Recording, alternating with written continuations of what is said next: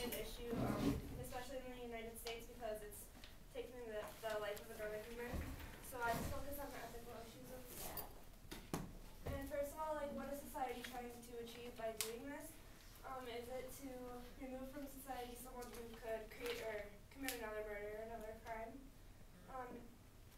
Is it to remove someone who is incapable of like getting help and going through rehab? Is it to stop other people from creating or committing a murder? Or is it to punish a criminal? Or are they just doing it out of like revenge? So first of all, I focus on taking the life of someone. And when a state executes someone, it's basically saying that it's okay to do this if they give you a reason to. And a lot of people think that it's hypocritical because how are we supposed to teach people that killing is wrong by killing them? And so basically, what is the state trying to? What kind of example is the state trying to set by doing this? And then there's always the risk of executing an innocent person, and it's happened a lot. I know back in like the 1950s, it was 1 out of every 8 people that are executed is innocent, and so I mean, there's always a chance, and there's no going back either. And a lot of the time, people are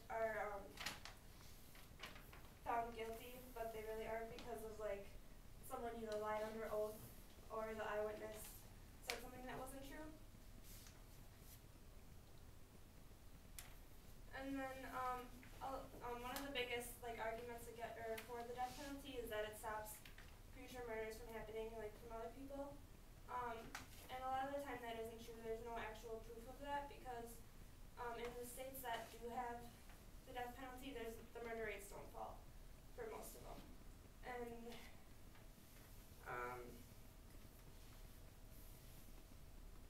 a lot of the time, the people that commit these murders aren't thinking of the consequences when they do them.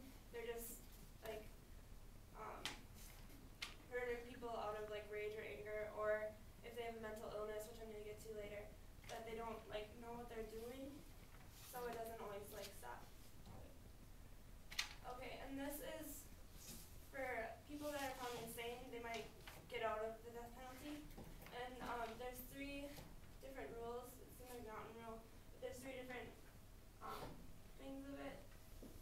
The first is, this is for if you're trying to find out if a person is insane or not, if they'll get out of it. So the first is defective reason, which basically just means that they don't understand that what they're doing is wrong. They don't know the difference between right and wrong. The second is the disease of the mind, which is any mental disorder that is demonstrated by violence. And in the RV cap, this is just an example of one. This guy had articular sclerosis. I can't say it, but he basically had no blood flow to the brain. And during one episode of this, he killed his wife and attacked her with a hammer. And he was found guilty but insane back in 1957, but now it would be not guilty by reasons of insanity. So it's changed over time. But the third one is nature and quality of the act, and that is basically just that they don't know what they were doing or they didn't understand what the consequences would be. So you can't really do anything about it if they didn't know, like, if they didn't understand that what they were doing. Okay, so then the reason capital punishment is like supported in this country, I feel, is because it's mostly out of revenge. And so on one hand, it is the only fitting punishment. Like if I was in that situation, if any of us were in that situation, I would feel like we would want the murderer to be punished like to the greatest extreme too. But on the other hand, it is really hypocritical because you can't teach people that killing is wrong by killing them themselves. And the state's job isn't to make sure that revenge is carried out, it's to make sure that justice is carried out. And through that, they need to consider all the ethical issues, and I only address